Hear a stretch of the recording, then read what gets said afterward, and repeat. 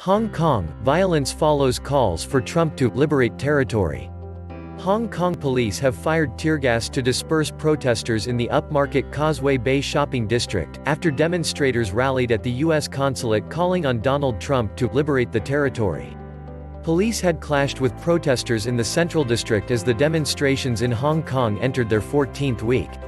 Protesters dispersed to nearby Admiralty, the Bar district of Wan Chai, and onto Causeway Bay. On Sunday evening, activists set up barricades, smashed windows, started street fires and vandalized the Mass Transit Railway (MTR) station in Central. Home to banks, jewelry shops and luxury shopping arcades, the area was awash with graffiti, broken glass and bricks torn up from pathways.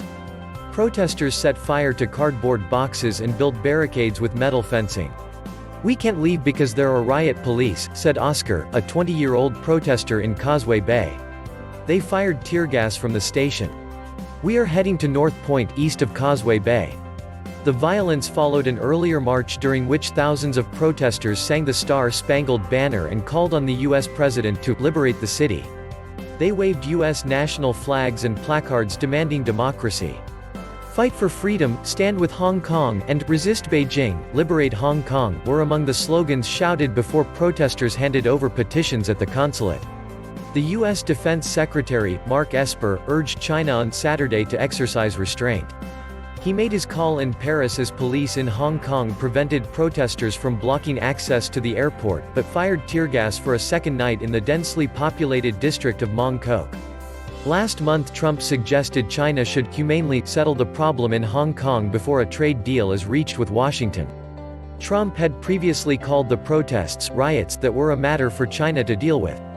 Hong Kong was returned to China from British rule in 1997 under a one country, two systems formula that guaranteed freedoms not enjoyed on the mainland. Many Hong Kong residents fear Beijing is eroding that autonomy. China denies the accusation of meddling and says Hong Kong is an internal affair. It has denounced the protests, accusing the US and Britain of fomenting unrest, and has warned of damage to the economy.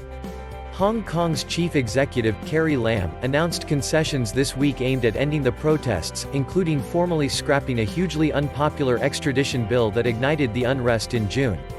Advertisement. The bill would have allowed the extradition of people to mainland China to stand trial in courts controlled by China's ruling Communist Party. Hong Kong has an independent judiciary dating back to British rule. Thank you for watching video.